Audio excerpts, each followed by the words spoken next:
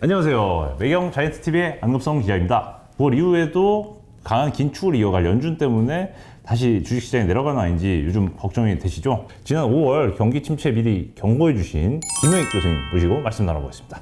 안녕하세요. 네, 안녕하십니까. 안녕하세요. 예.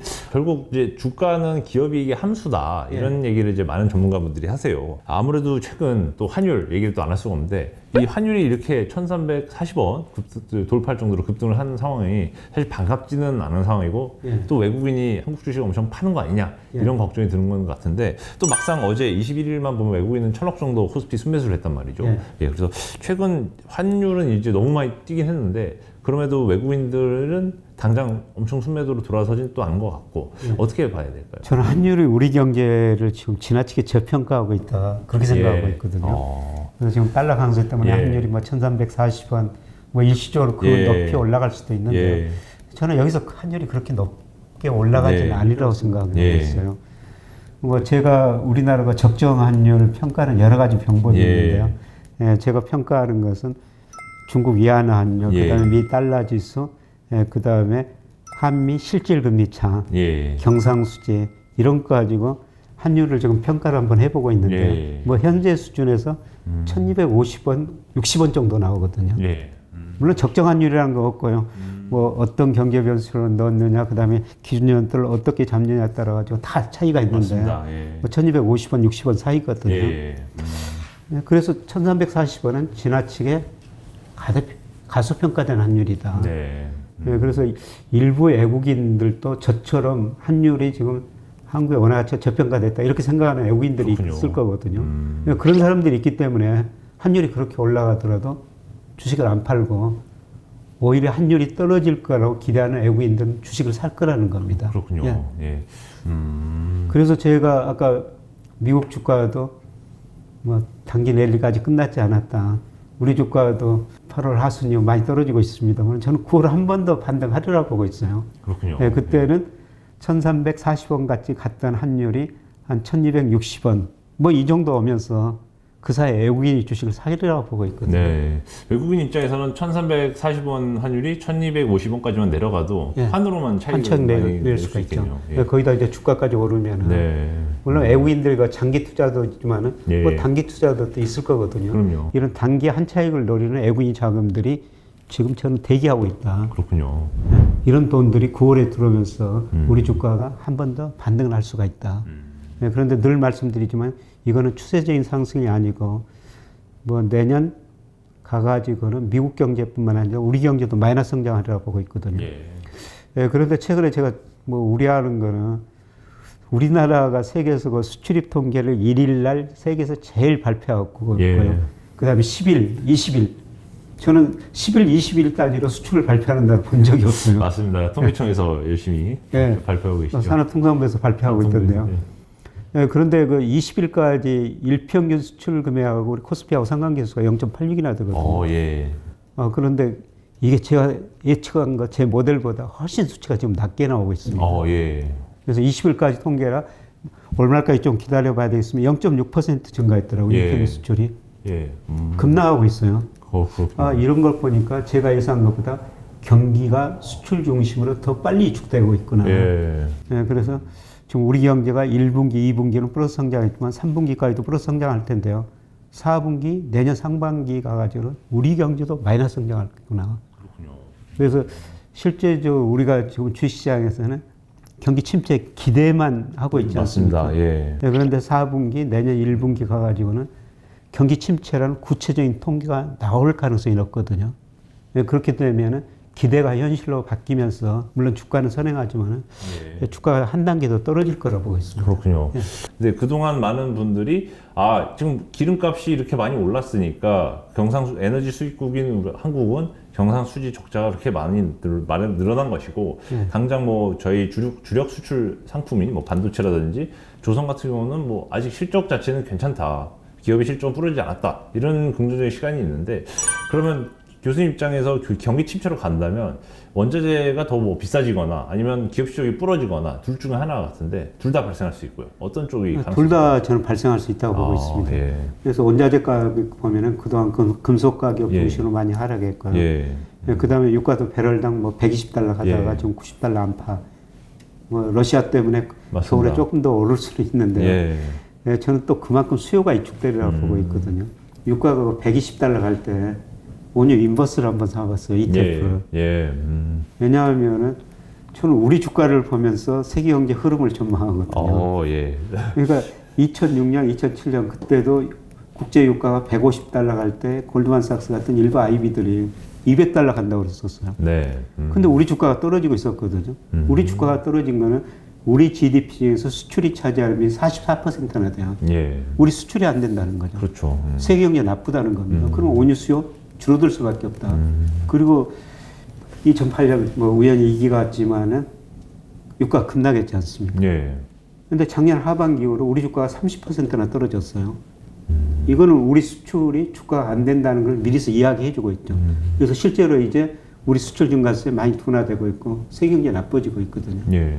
그래서 저는 내년에 국제 유가가 배럴당 한 60달러에서 70달러 이 사이까지 예. 가리라고 보고 있거든요. 많이 떨어지겠네요. 예. 그만큼 내년에는 세계 경제가 안 좋을 것이다. 예. 예. 그게 우리 주가가 미리서 말해줬다. 코스피보다 먼저 투자를 참고할 이런 선행지표가 마땅치 않다는 느낌을 또 받거든요. 한국이 너무 선반영을 빨리 하는 건 아닌가. 이러면 그렇죠. 예, 너무 선반영을 빨리 해서 문제인데 시크리컬한 업종 비중도 높고요. 예. 그러면 그래도 한국 주식에 투자하시는 분들이 많은 현실에서 이런 경기 예측을 사실 교수님 같은 전문가나 이코노미스트도 잘 헷갈릴 수 있는 영역인데 일반 개인들이 이걸 미국 경기 침체 여부를 예측하기 힘들거든요. 어떻게 해야 될까요, 그러면요? 그러니까 코스피가 일평균 수출의 1 내지 2개월 선행해버려요. 예. 그러니까 뭐 일평균 수출 금액까지 코스피 예상할 수가 없는 거죠. 코스피가 앞서는데. 네. 예, 그런데 제가 코스피에 앞서가는 유일한 하나가 있는데요. 예. 그게 장단기 금리차예요. 아, 장단기 금리차. 예, 장단기 금리차, 장기 금리를 10년 국제 수익률. 예. 예, 그 다음에 단기 금리를 1년짜리로 하면요. 예. 이게 코스피보다도 4, 5개월 선행하거든요. 예.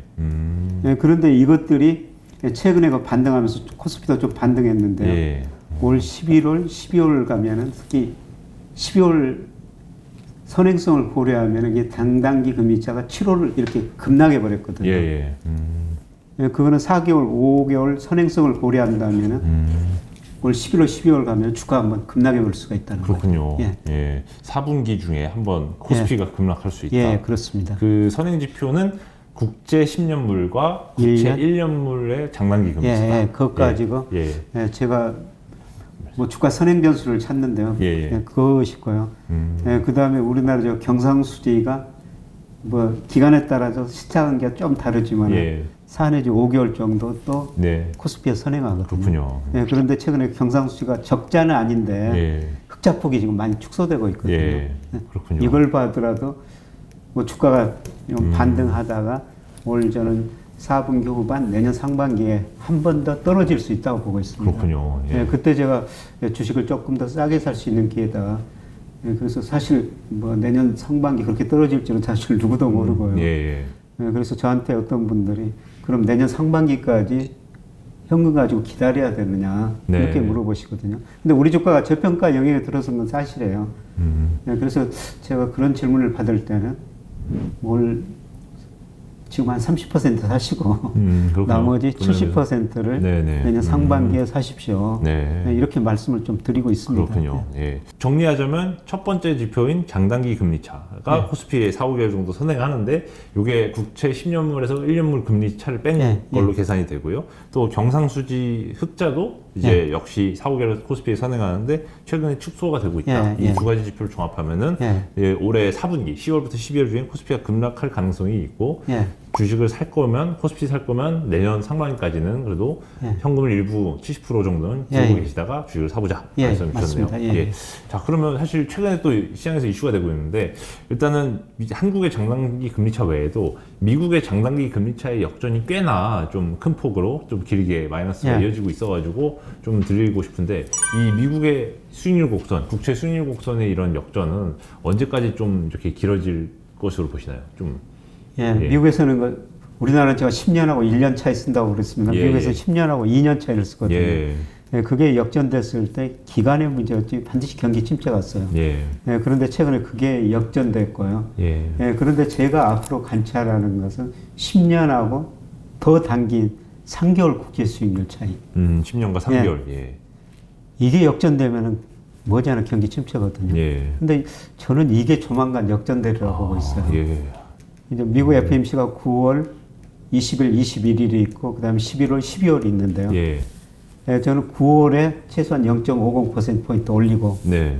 연방 기준금리를 예. 11월에 0.5% 정도 올리라고 보고 있거든요. 예. 예, 그러면은 연방 기준금리가 기금금리가 3.5%가 되는 거예요. 네. 그럼 3개월짜리가 그러네요. 3.5%를 넘게 됩니다. 그렇겠죠. 예. 그런데 10년 국제 수익률은 그만큼 금리를 올리면 앞으로 경기 침체 예상되고 더 떨어진다고 3% 이하로 떨어진다는 거죠. 네. 그래서 저는 뭐 빠르면은 9월 후반 또 늦어도 11월 사이에 10년짜리가 3개월짜리보다 더 낮아지라고 보고 있어요. 이거는 조만간 다가올 경기 침체음이다. 네. 예. 아, 그렇게 되면 진짜 사실 아직 10년과 미국채 10년물과 3개월간의 금리 역전은 아직 안 벌어나지 예, 지금 않습니까? 10년짜리는 예. 3.0, 예, 그 다음에 3개월짜리는 한 3.67%이 예. 사이에 있거든요. 그렇군요. 지금 거의 붙어 있어요. 이게 네. 이제 조만간 역전될 거라는 거군요. 그렇군요. 아, 또 그럼 투자자분들이 이런 질문 하실 것 같아요. 그러면 이제 너무 시장이 불안하니까 자, 교수님께서 국채를 사라는 말씀을 주셨는데요. 한국 국채를 살 수도 있고 미국 국채를 살 수도 있어요. 그래서 아니면 개별 국채를 살 수도 있고 ETF를 살 수도 있는데 교수님께서는 어떤 방법을 제일 선호하시나요? 예, 저는 미국 국채보다는 한국 국채를 더 사시는 게 좋을 것 같습니다. 네. 예, 그런데 제가 우리나라 잠재 성장률 장기적으로 추정해 보니까 현재는 미국이나 우리나라가 2% 거의 비슷해요. 예. 예, 그러나 갈수록 우리 잠재 성장률이 미국보다 더 낮아지게 되거든요. 네. 미국은 미의회에서 추정해 보니까 뭐 2030년에 미국 잠재 성장률 1.7% 정도 추정하고 있더라고요. 네. 예, 그런데 저나 뭐 한국금융연구원 같은 데 추정하면은 우리는 2030년에 잠재 성장률 1.0이에요. 네. 우리가 이제 갈수록 미국 성장률보다 우리 경제 성장이 더 낮을 거라는 거죠. 그렇군요. 금리를 결정하는 가장 중요한 요소가 이 경제 성장률이거든요. 그래서 우리 경제 성장이 미국보다 낮아지면은 우리 국채 수익률이 저는 미국보다 더 빨리 떨어지리라고 보고 있습니다. 네. 그래서 우리 10년 국채 수익률이 뭐 6월에 3.8%까지 갔다가 최근에 뭐 3.1% 안팎에 떨어졌다가 또 3.3% 안팎으로 오르고 있지만 네네. 이미 우리가 더 지금 많이 떨어지고 있거든요. 그렇군요. 예, 저 내년에는 우리 10년 국채 수익률이 내년 하반기 내후년 가면서 미국보다 저는 낮아지리라고 보고 있어요. 그렇군요. 우리 국채를 사셔야 된다는 거죠. 예. 국채 수익률이 떨어지면 국채 가격은 또 더 오르게 되니까요. 예. 예. 그럼 기본적인 반비례 관계가 있습니다. 그래서 저 후배들과 채권 펀드 매니저 각 금융회사들 근무하는데요. 예. 사실 지난 2년 동안 채권 투자하시는 분들 굉장히 힘들었죠. 예. 금리가 계속 오르니까. 예, 금리가 오르고요. 그래서 계속 손해봤고, 그리고 우리 가계 금융자산 중에서 채권 비중이 한 3%대는데 올 1분기 보니까 2.1%로 줄어버렸더라고요. 네. 예, 계속 채권 사면 손해봤으니까. 예, 그런데 지금은 채권 비중을 저는 늘려야 될 시기라고 보고 있습니다. 네. 우리 가계 자산 중에서 채권 비중 2.1%밖에 안 되는데요. 너무 낮다. 예. 그럼 뭐 채권 투자하는 방법은 뭐 여러 가지겠죠. 채권형 펀드 가입하시는 것도 있고. 네. 그 다음에 증권회사 가서 뭐 채권 직접 사시는 방법도 있고. 그 다음에 ETF 같은 거. 네. 뭐 채권 ETF. 근데 아직 거래가 별로 안 됩니다. 그렇죠. 예. 그래서 사고 팔기가 쉽지 않은데요. 예, 저는 뭐 채권 ETF 10년 국채. 예. 예, 그걸 사놓고 지켜보고 있습니다. 그렇군요. 예. 국채 10년 ETF가 그나마 좀 개인분들이 국채를 사기엔 좀 좋은 환경이고 한국 국채, 미국 국채 산다면 한국 국채 네. 사보시라 말씀 네, 주셨습니다. 그리고 한국 국채를 사시라고 말씀드리면 그거는 지금 달러 가치가 계속 오르고 있지만은 예, 저는 달러 가치가 내년에는 떨어지리라고 보고 있습니다. 네. 코스피도 사실 교수님께서 따로 계량 모델을 이제 돌리고 계신 걸로 알고 있는데요. 코스피를 다른 뭐 이제 증권사마다 보통 상단이나 하단을 전망은 하지 않습니까? 혹시 교수님께서도 갖고 계신 코스피 예측 모델이 있으시다면 뭐 상단과 하단 정도를 올해 연말 기준으로 좀 어떻게 보시는지. 9월이 좀 제일 높게 나오고요. 예. 뭐 9월이 뭐 2,650 예, 뭐 이 정도 2,650. 예, 이 정도 나오고요. 예, 그 다음에 내년으로 갈수록 더 낮아지면서 내년 상반기는 2,200 정도까지 나오거든요. 예. 그래서 예, 저는 뭐 내년 상반기까지는 2,200에서 2,600 네. 뭐 그 사이이지 않을까. 예. 예. 그렇군요. 예, 그래서 2,500 넘으면은 좀 비중을 줄이시고, 네. 그다음에 2,200, 뭐 2,300 밑으로 가면은 네. 뭐 주식 비중을 늘리시고, 예, 이런 식으로 좀 대응하시는 게 나을 것 같고요. 예, 그런데 이런 거 박스권 조정이 좀 빨리 끝났으면 좋겠습니다만은 네. 내년 내내 지속될 것 같습니다. 박스권 조정이. 만약에 교수님 말씀대로 이런 박스피가 내년부터 시작이 된다면 그런 기간 조정 구간은 어느 정도 최소한 3년은 갈 것 같습니다. 아, 그럼 앞으로 한 3, 4년 코스피로는 지수로는 큰 재미가 예, 없겠군요. 예, 예. 지수는 재미가 없을 것 같고요. 예. 예, 그래서 우리가 이제 앞으로 3, 4년간은 산업, 예. 종목, 산업 종목. 뭐 그런 시기에는 어떤 종목들은 굉장히 많이 오를 수도 있거든요. 네. 예, 그래서 앞으로 3년 정도는 뭐 저 같은 거 거시경제 이코노미스트들 뭐 주가지수 예측한 사람들은 뭐 말 들을 필요 없이요. 예, 정말 그 산업, 기업을 공부하시고 본인들이 공부 많이 하셔야 되죠. 투자자들이. 네. 예. 항상 이런 말씀을 드리거든요. 자기가 잘하는 것에만 투자하자. 잘 아는 것에. 예, 예. 그러면 실수 안 합니다. 그렇군요. 예. 모르는 걸 우리가 투자해가지고 실수할 경우도 많거든요. 네. 예, 사실 저는 뭐 이코노미스트니까 주로 ETF만 투자해요. 네. 예를 들어서 올해도 제가 5% 목표 수익률 딱 정해놨습니다. 아, 뭐 되게 작게 잡으셨는데요. 목표 수익률도. 예. 저는 우리 잠재 성장률이 예. 예, 지금 잠재 명목 GDP가 3%로 떨어지는 과정이라고 보고 있거든요. 예. 예, 그러면 코스피는 그거보다 1, 2%포인트 높아요. 저는 뭐 코스피 보고 투자하는 거니까 네. 5%면은 우리 능력만큼 사실 지난 11년간요 우리 코스피 연평균 성장률 보니까 5%밖에 안 됩니다. 그렇군요. 예. 그러니까 우리가 2020년에 코스피가 30% 넘게 올라가지고 많은 사람들 기대 수익률이 높아졌는데 네. 지금 기대 수익률 좀 많이 낮추셔야 됩니다. 그렇군요. 과연 코스피 3,000과 3,300 시대는 언제쯤 다시 올 수 있을 것인가? 오긴 오는 것인가? 이런 그 생각을 갖고 계실 수 있을 것 같아요. 오죠. 예. 근데 시간이 좀 걸릴 뿐인데. 예, 그런데 올해 제가 명목 GDP 한 4.5% 성장, 뭐 4.5%는 충분히 성장하거든요. 예. 뭐 실질 GDP가 2.4하고 올해 물가가 높으니까 명목은 한 4.5%. 그러면 적정 주가 올해도 3,000이 나옵니다. 아, 예. 근데 주가라는 것은 항상 그 적정 수준을 가대평가하고 가소평가하는데 예. 지금 가소평가 영역에 들어선 거죠. 이런 가소평가 영역이 2, 3년 지속될 텐데요. 저는 그 이후로 보면은 다시 3,000 돌파하고 전고점 3,300도 돌파할 수 있다고 보고 있거든요. 예. 예, 그런데 그게 2, 3년 이내는 아니다. 예. 그렇군요. 일단 2, 3년 시간이 좀 필요하다. 예. 결론은 삼성전자를 9만 원 이상 사신 분들은 3년 이상 기다려야 될 수도 있다는 말처럼 들리네요. 예, 좀 그렇게. 예, 알겠습니다. 잘 알겠습니다. 감사합니다. 요즘 사실 경기 침체를 걱정하는 멘트를 또 했던 연준이 다시 한번 매파적 기조로 전환하는 요즘 이유는 어떤 것 때문이라고 보시나요? 예, 물가가 6월에 이제 9.1% 상승하면서 40년 4개월 만에 최고치를 기록했는데요. 뭐 7월에는 이제 8.5%로 상승률이 좀 낮아졌지 않습니까? 예, 그래서 뭐 이미 고점은 지났다, 피크아웃 했다 이런 전망이 나오지만은 예, 그래도 당분간은 높은 수준 유지할 것이다. 뭐 이런 우려가 지금 많이 남아 있는 것 같습니다. 당분간 그럼 물가 수준이 높은 게 걱정이다라고 이제 예. 하다 보니까 그 이번 주에도 26일 한국 시간 기준으로 26일 11시에 예정된 제롬 파월 연준 의장의 잭슨홀 미팅 예. 연설을 또 주목을 하고 있는데요.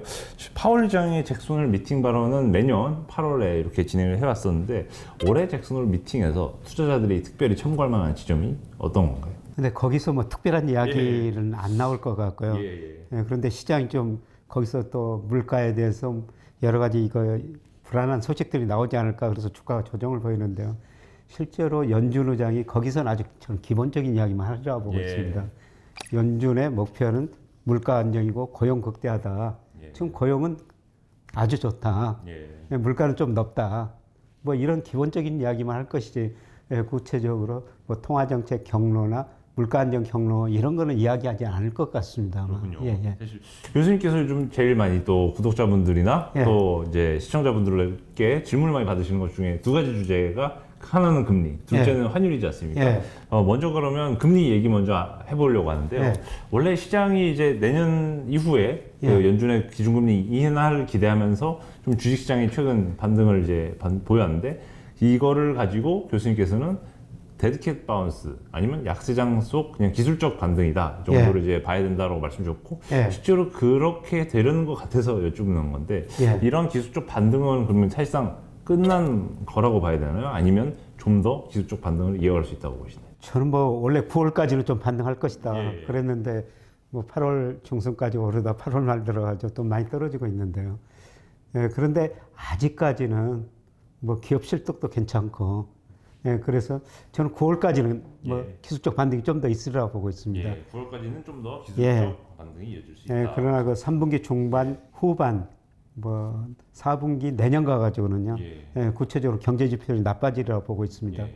예, 그러면서 다시 한번 떨어질 텐데, 예, 지금 중요한 거는 이제 뭐 나스닥 지수가 저점에서 많이 올랐지 않습니까? 이게 추세 상승이냐, 기술적 반등이냐. 근데 우선 기술적 반등이고요. 예. 기술적 반등이 끝났냐, 아니면 조금 더 남아 있느냐. 예. 사실 그건 굉장히 어려운 판단의 문제입니다만, 저는 9월 정도까지는 좀 더 남아 있다. 예. 잭슨홀 미팅 끝나면 아 이거 별거 아니네. 예. 예, 그러면서 한번 안도랠리 한 번 더 있으리라고 보고 그렇군요. 있습니다. 예, 그때 저는 주식 비중을 조금 줄여주시는 게 좋을 것 같습니다. 네. 그러면 다시 한번 기술적 반등을 마무리되고 다시 하락 국면으로 접어든 그 시기는 9월 FOMC가 또 이벤트가 또 영향을 미칠 것 같다는 의견이신가요? 예, 9월 20일 FOMC 열리죠. 예. 뭐 그때도 저는 사실 내년에는 미국 물가가 많이 떨어질이라고 보는데 예. 연준 위원들은 물가에 대해서 제가 생각보다 더 많이 걱정을 하는 것 같아요. 예. 예, 그래서 물가에 대한 판단을 어떻게 하느냐. 예, 그리고 9월 이제 FOMC에서 굉장히 중요한 게 뭐 경제 성장률을 전망하고 그 다음에 물가 상승 수정 전망하지 않습니까? 예. 그 6월 전망보다 9월 전망에서 경제 성장을 더 낮추고요. 물가 상승을 더 높여버리라고 생각할게요. 예. 그러니까 주시하는 별로 안 좋은 것이죠. 저성장과 물가가 높은 전형적인 스태그플레이션 스태그플레이션. 국면인데요. 예. 이럴 때는 참 어떤 자산을 투자해야 될지 어려워하시는 것 같은데 물론 스태그플레이션 이런 시기는 보통 어떤 시기로 어떤 자산으로 극복을 좀 하거나 방어를 해야 돼요? 네, 저는 뭐 채권 사라고 계속 고용률을 하고 말씀을 드리고 있는데요. 예, 그런데 미국 국제 수익률이 한때 3.47%까지 올라갔다가 2.7%까지 예. 떨어졌다가 요새 다시 3%로 올라와 버렸거든요. 뭐 연준 잭슨홀 미팅 이야기가 나오면서 또 물가가 계속 불안해질 것이다 이런 전망으로 올랐는데요. 예, 저는 3.47% 이게 고점이었을 것이다. 예, 그렇게 보고 있거든요. 그래서 다시 3%대로 올라왔으니까 이럴 때 채권을 더 사셔야 된다. 예. 예, 저는 뭐 내년 말쯤 가면은 미국 국채 수익률이 2% 안팎으로 떨어지리라고 보고 있습니다. 예. 시장 금리 오히려 이제 연준의 기준금리에 되게 붙게 되는 그런 그림이 나오네요. 예. 그러면요? 예, 제가 그렇게 보는 거는 사실 요새 뭐 IMF 같은데 그 다음에 블룸버그 컨센서스가 보면 내년 경제 성장 전망치가 나오는데요. 내년 경제 성장률을 제일 낮추는 데가 선진국 중에서 미국이에요. 예. 예를 들어서 IMF가 내년에 일본 경제 성장 한 1.8% 정도 보고 있는데요. 뭐 미국은 1% 안팎. 내년에 미국이 일본보다 낮은 성장을 할 거라는 겁니다. 예, 그리고 블룸버그 컨센서스 같은 거 봐도 그렇고요. 예, 그 다음에 최근에 뭐 IB들 뭐 계속 전망하지 않습니까? 이 분기별로 전망하는데요. 그 너무나 전망치가 좀 제 눈에 확 들어왔는데 이게 내년 미국 경제 성장률을 마이너스 1.1%로 보고 있어요. 역성장이요? 예. 근데 제가 그 너무나 이야기를 말씀드리는 것은 예, 저도 미국 경제를 예측하는 모델이 있는데요. 제 모델이 너무나 거의 비슷하거든요. 그러면 교수님께서 이제 모델을 어떤 걸 이제 주요 변수로 좀 상정해서 넣으시는지 좀 궁금하긴 하거든요. 뭐 복잡한 모델을 아주 쉽게 좀 요약해서 좀 말씀을 가능하실까요? 그 모델에는 그 GDP를 구성하는 소비, 투자, 그 다음에 수출 수입 이런 걸 전부 예상해가지고 GDP를 예상하는 거거든요. 예, 그런데 지금까지는 사실 미국 경제가 올 1, 2분기 마이너스 성장했는데요. 소비는 증가했어요. 예, 그런데 제 모델에 보면 소비가 4분기 내년 상반기 가면서 심각하게 위축되는 걸 나오거든요.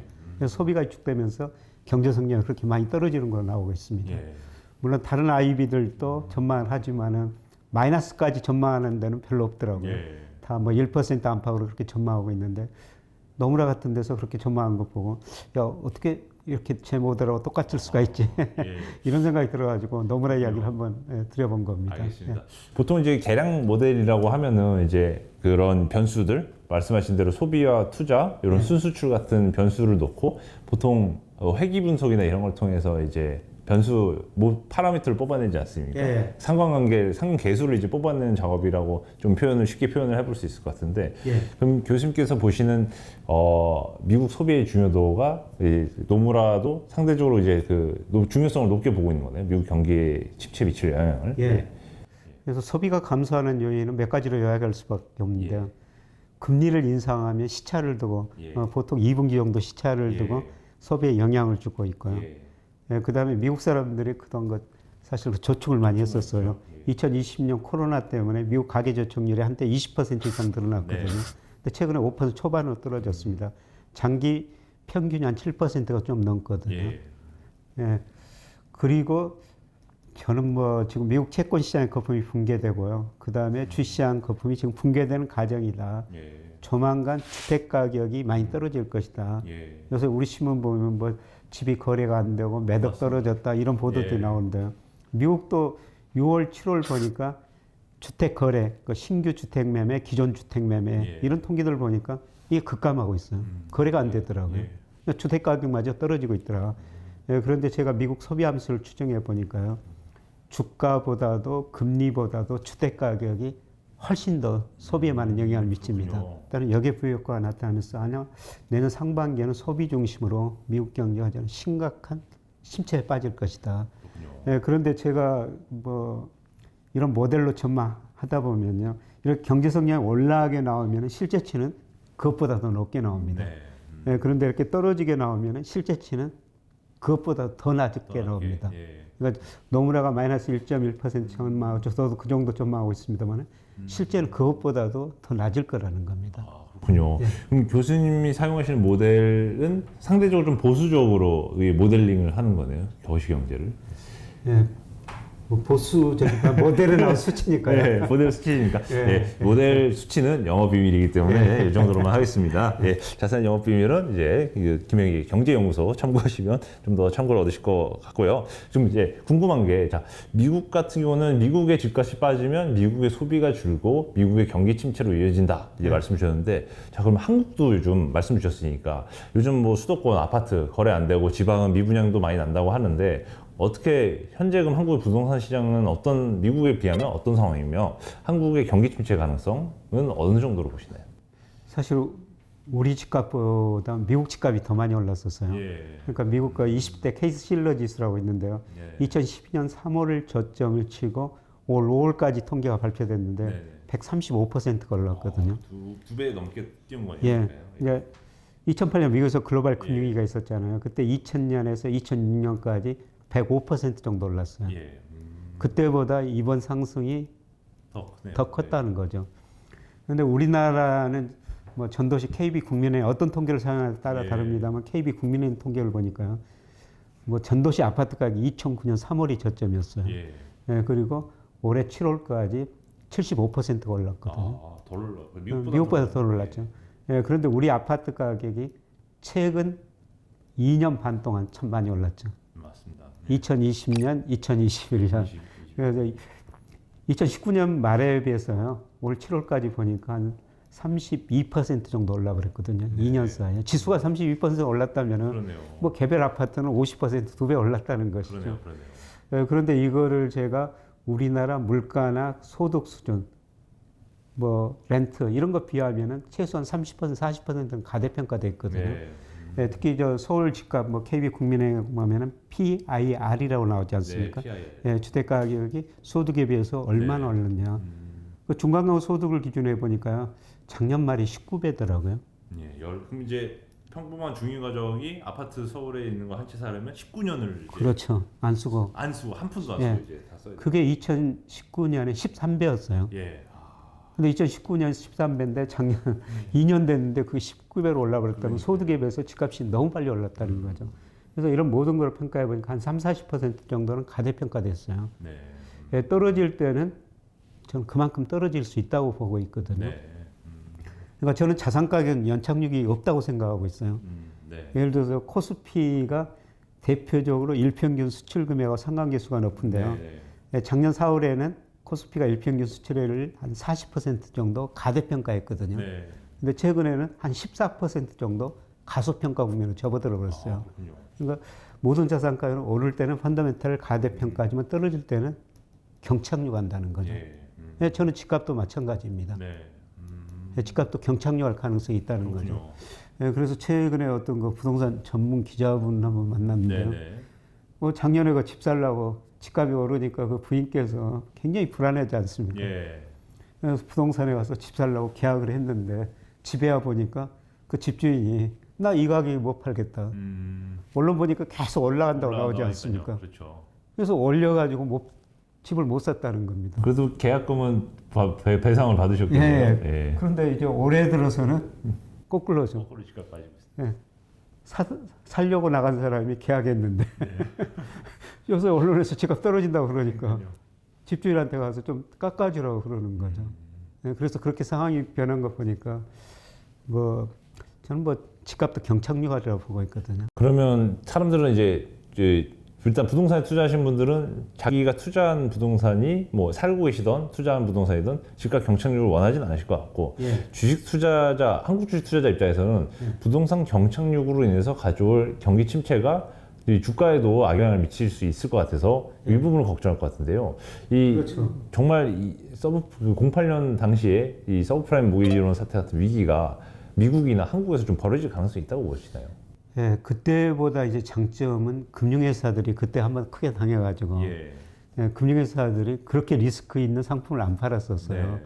예, 예를 들어서 2008년에 미국에서 글로벌 금융위기가 시작된 거는 집을 담보로 대출해 주는 돈 가지고 많은 거 파생 상품을 만들어서 집값이 폭락하니까 문제가 발생하죠. 위기 같지 않습니까?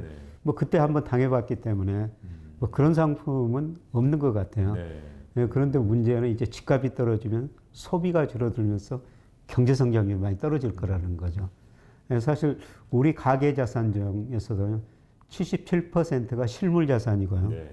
73%가 부동산이에요. 예, 그다음에 금융 자산이 23%인데 주식은 한 5% 정도밖에 안 되거든요. 그러니까 부동산이 73%, 주식이 5%니까 주가가 떨어진 것보다 집값이 떨어지면, 부동산 가격이 떨어지면 소비에 미치는 영향이 훨씬 더 크다는 것이죠.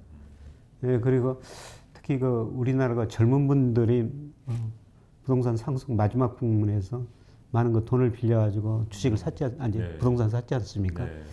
예, 이분들이 조금 더 어렵지 않느냐. 그래서 연착륙을 해야 되는데요. 그런데 정부 정책 당국자도 부동산 하향 안정이 목표다. 근데 제가 자산 가격 보면 하향 안정이라는 걸 못 씁니다. 오르면 많이 오르고 떨어지면 많이 떨어지는 게 자산 가격이지 하향 안정이라는 건 없거든요. 하향 안정은 어렵다면 그러면 뭐 정책 당국자들이 고민할 문제긴 한데 뭐 어쨌든 집값이 천천히 빠질 방법은 사실상 없는 거네요. 그러면요. 뭐 그래서 계속 규제를 안 하겠죠. 예, 그런데 지난 정부에서 24번인가 억제책을 냈는데 집값 계속 올랐지 않습니까? 저는 이번 정부 5년은 계속 규제 안 하다 연착륙하기 위해서. 예, 그런데 자산 가격은 연착륙하지 않을 것이다. 예. 어쨌든 최대한 막기 위해서 시도를 하겠지만 그래도 자산 가격의 경착륙은 가능성이 높다. 이렇게 보시는 거군요. 자, 그러면 또 부동산 얘기 이 정도로 이제 마무리하고 주식 얘기 다시 또 좀 하려고 하는데요. 미국 같은 경우는 내년에 제일 안 좋을 것이다라고 말씀 주셨는데 유로, 엔, 위안, 원화 다 내년에는 상황이 반전돼서 괜찮을 것이다 말씀 주셨는데 지금 교수님께서 제일 내년에 유망할 거로 기대되는 지역의 순위를 좀 한번 말씀해 주실 수 있나요? 저는 지금 가장 저평가된 게 N이라고 보고 있거든요. N화가 제일 예, 그런데 오늘 아침에도 어떤 분 질문을 받았는데 왜 올해 선진국 중에서 일본 주가만 오르냐? 일본 주가는 플러스거든요. 근데 제 답이 저도 N화 사고 있습니다. 왜 그렇게 대답을 했냐면 엔화 가치가 제일 저평가되어 있거든요. 그러니까 국제결제은행에서 매달 그 실질 실환율이라는 게 계산하는데요. 7월 기준으로 보면 달러 가치는 29% 가대평가됐고요. 그 다음에 유로는 한 9% 저평가됐고, 엔은 무려 52%나 저평가돼 있습니다. 엔 52%. 역사상 저평가 정도가 가장 심각하거든요. 어느 정도 제자리를 찾아올 거라는 거죠. 그러니까 저같이 엔이 저평가되고 있다고 생각하는 사람들이 엔을 사고 일본 주식을 사고 있다는 거죠. 그래서 일본 주가가 올해 지금 오르고 있는 거예요. 다른 나라 주가 전부 그 큰폭 마이너스고 특히 나스닥 제일 많이 떨어졌지 않습니까? 엔화가 저는 제일 저평가되어 있기 때문에 저도 그 엔 ETF를 사고 있거든요. 그동안 사실 뭐 달러를 사놨었습니다. 근데 달러 비중 계속 그 줄여가고 줄인 만큼 엔을 늘려가고 있고요. 그 다음에 저는 위안화라고 보고 있습니다. 그 다음에 위안화.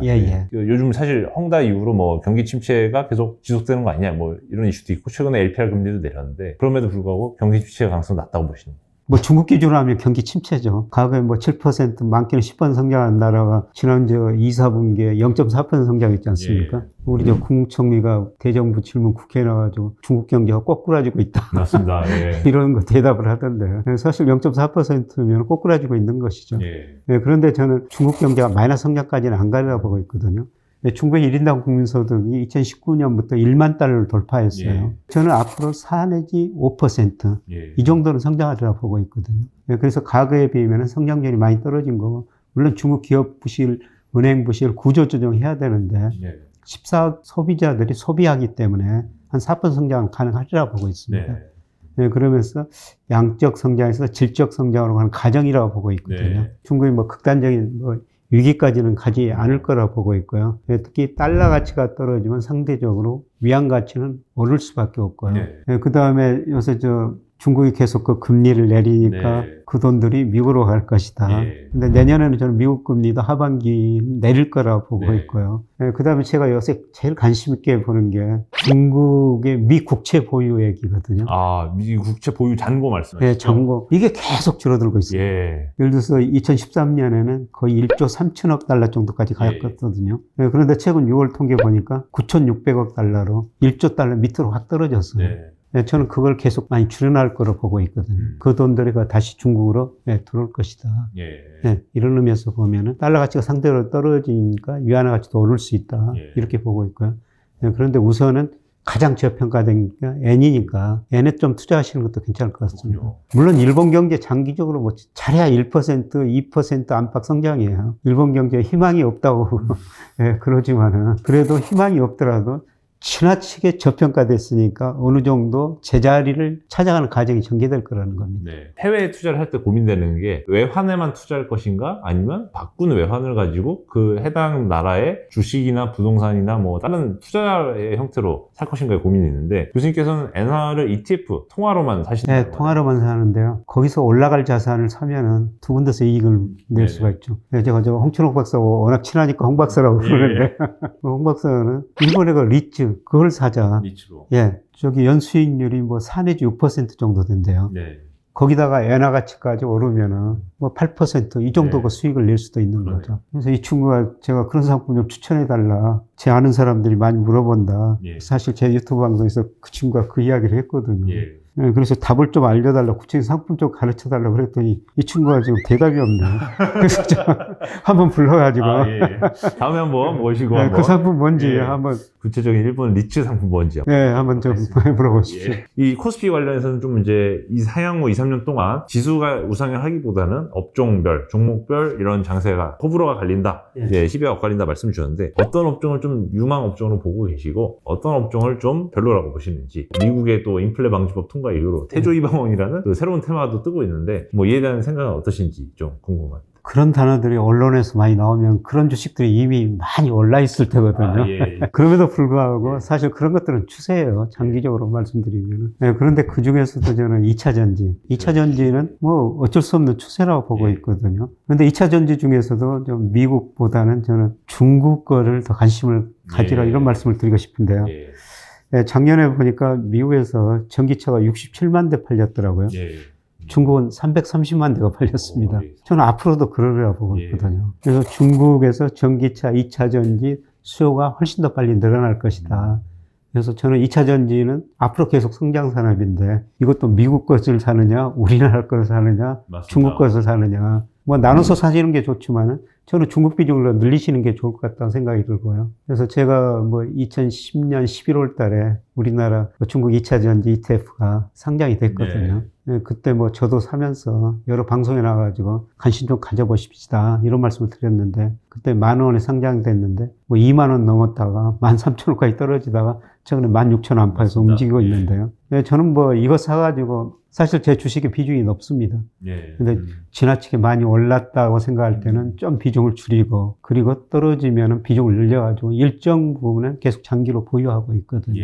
그 다음에 태조, 이방원. 사실 우리나라 조선업체 보니까 올해는 다 적자더라고요. 그런데 저 조선업체 관련 사람들 이야기를 들어보니까요. 그동안은 싸게 수주받아가지고 원자재가 오르니까 적자 날 수밖에 없는데 최근에 받은 2, 3년 거는 굉장히 높게 받았더라고요. 원자재가이 떨어지니까. 그분들과 표정이 굉장히 밝더라고요. 우리가 수출 중에서 조선업이 차지하는 비중이요. 선박이 차지하는 비중이 2010년에 10%였거든요. 그런데 올 7월까지 통계 보니까 2.6%밖에 안 돼요. 그런데 며칠 전에 매일경제 제가 기사를 봤는데 수주 뭐 최근 받은 거 통계가 나왔는데 척수로 따지면 중국이 제일 많이 받았더라고요. 근데 금액으로 보면은 우리가 중국보다 더 높더라고요. 그만큼 우리가 비싼 배를 지금 수주하고 있다는 거죠. 비싼 배일수록 이익이 더 많이 남기지 않을 것 같습니까? 그리고 뭐 지상에서는 뭐 자율주행차 하는데 배도 뭐 해상에서는 자율배로 간대요. 그런 기술을 우리나라 조선업체들이 많이 보유하고 있대요. 뭐 그런 이야기 들으면서 사실 저도 조선업 주식을 좀 샀습니다. 최근에 뭐 수익률은 그게 제일 좋더라고요. 근데 이게 이제 추세인지 아닌지는 모르겠어요. 그런데 제가 뭐 추세라는 경험이 한번 있기 때문에 제가 대신증권 다닐 때 리서치센터장을 했습니다. 근데 퇴직금을 중간정산해 주더라고요.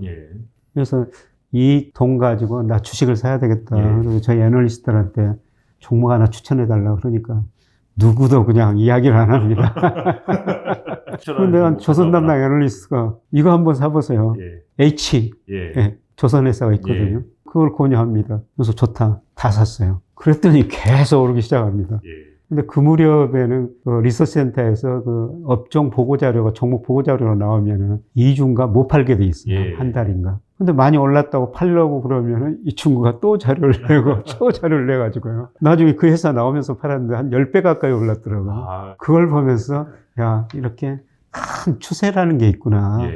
그래서 지금 조선업 쪽이 그런 추세인지 아닌지는 모르겠는데 그쪽 관련 애널리스트들 그다음에 그쪽 회사 관련 사람들 들어보니까 추세라는 생각이 좀 들어가지고요. 한번 생각할 필요는 있다고 생각하고 있습니다. 예전에 2010년도 이후로 차화정 장세 때 한참 또 조선 업종이 같이 뜨지 않았었습니까? 그때랑 비슷하게 좀 꽤 몇 년 정도는 갈 수 있는 트렌드라고 보시는 거죠, 이번? 저는 일단 제가 그쪽 전문가는 아니니까 그쪽 애널리스트들 보고 자료 보고 그쪽 사람들 관련 사람들 이야기를 들어보니까 그때 그 주식을 샀던 그런 추세가 이제 시작되고 있는가 이런 의심을 하면서요. 물론 그렇게 많이는 안 샀습니다. 중립적으로 좀 최대한 보시려고 추세라고 생각하면 많이 샀죠. 그런데 제 주식 중 한 15%밖에 안 샀어요. 그렇군요. 아직은 정찰만 하시는 단계로. 이런 좀 흔들리는 장세에서는 저변동성, 뭐 베타가 낮은 종목이라고 하죠. 뭐 이런 스타일을 가져가거나 배당주에 투자하라 이런 의견이 좀 나오곤 하는데요. 국채는 재미없어서 주식을 100% 투자하고 싶은데요. 어떤 주식 투자를 할지 고민하는 그런 개인 투자자가 있다면 이런 분들을 위해서는 좀 어떤 스타일의 투자 전략을 좀 권유하고 계신가요? 국채는 정말 재미없거든요. 최근에 제가 국채 사라고 했더니 어떤 분이 저한테 메일을 보냈어요. 네가 국채 사라고 해서 샀는데 1% 손해봤다. 주식이라면은 뭐 하루에도 5% 오르고 그렇죠. 또 떨어지고 그럴 수가 있잖아요. 근데 하여튼 저 국채는 변동성이 없어서 재미없고요. 저는 돈 생기면은 뭐 은행에다 안 맡깁니다. 그냥 배당 많이 주는 주식을 사는 거예요. 그래서 우리나라 배당 많이 주신 안정적인 주식이 있거든요. 대표적으로 통신주 같은 것들이 굉장히 경기 둔화 국면에도 불구하고 안정적이에요. 그리고 우리 가계 자산 중에서 지금 주식 비중이 작년 4분기에 23%까지 갔다가 올 1분기 또 22%로 줄어들었더라고요. 저는 우리 경제가 지금 금리가 오르지만은 다시 떨어질 것이다. 지금 시장 금리, 장기 금리는 떨어지고 있고요. 내년에 또 떨어질 거라고 보고 있어요. 그리고 코스피 배당 수익률이 은행 이자보다 높기 때문에 주식시장이 좋든 나쁘든 우리가 은행에 정기적금 들지 않습니까? 그처럼 배당 주식을 꾸준히 사나가야 된다. 예. 근데 뭐 올해 들어가지고 저 배당 투자 한다고 주식을 샀는데 뭐 코스피가 뭐 최근에 20%가량 떨어졌는데 그 주식은 20% 이상 올라버리더라고요. 예. 그러니까 이 배당 많이 주는 회사는 경기 수축 국면에서도 굉장히 안정적이거든요. 네. 그래서 저는 시기에 관계없이 꼭 배당 투자는 하셔야 된다고 생각하고 있어요. 그래서 대표적으로 제가 KT 같은 주식을 방송에서 나와서 많이 말씀을 드렸죠. 근데 그 이야기 하니까 지금이라도 사셔야 되느냐, 사야 되느냐, 또 그런 질문을 많이 하시거든요. 그런데 저는 사가지고 지금 한 25% 정도 이익이 난 상태거든요. 지금 이분들한테 적극적으로 사시라고 권유할 수는 없잖아요. 맞습니다. 그래서 늘 한 30%만 사시고 올 연말 내년 초에는 주가 조정을 보면 같이 떨어질 수가 있습니다. 그때 더 많이 사십시오. 이렇게 말씀을 드리고 있는데요. 사실 그렇게 말씀드리면서 시기라는 걸 누가 알겠습니까?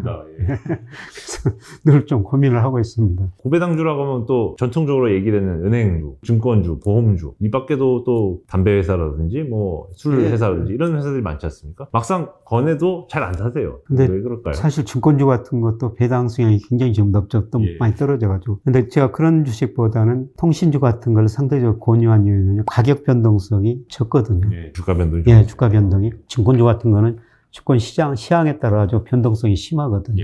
그게 지금 배당 수익률이 더 높을 수가 있어요. 그렇군요. 지금 증권주들 많이 떨어져. 특히 일부 증권회사들 지금 배당 많이 주고 있지 않습니까? 제가 다녔던 그 증권회사도 매년 그 배당을 많이 주고 있거든요. 충분히 배당 이 가격에서는 투자할 만하죠. 그런데 중장기적으로 보는 거는 조금 더 변동성이 작으면서 배당을 한 5% 안팎 주는 이런 회사들 좀 투자하시는 게 좋을 것 같습니다. 또 어떤 분이 그러니까 그 배당 투자하면 연말에 그 27일인가 28일인가 사면 배당 받잖아요. 맞습니다. 그때 배당 받고 배당만 받고 팔면 되지 않느냐 그런 질문을 하시는데 28일이라고 그 연초에 주가가 어느 수준일 줄 누가 압니까? 맞습니다. 그건 모르죠. 그러니까 평소에 그냥 계속 조금씩 사놨다가 배당 받고 혹시라도 오르면 뭐 주식 비중을 줄일 수도 있고 맞습니다. 뭐 경기가 이제 선행지수 순환변동기가 상승하면은 그때는 배당주보다는 경기 관련주가 훨씬 더 많이 오르거든요. 그때 주식 비중을 조절하시면 되죠. 마지막으로 저희 구독자분들께 한 말씀 부탁드리겠습니다. 네, 저는 나이가 들어서 그러는요. 늘 그 투자하면서 수익률하고 리스크 어느 정도가 적정순위인가 늘 생각을 하거든요.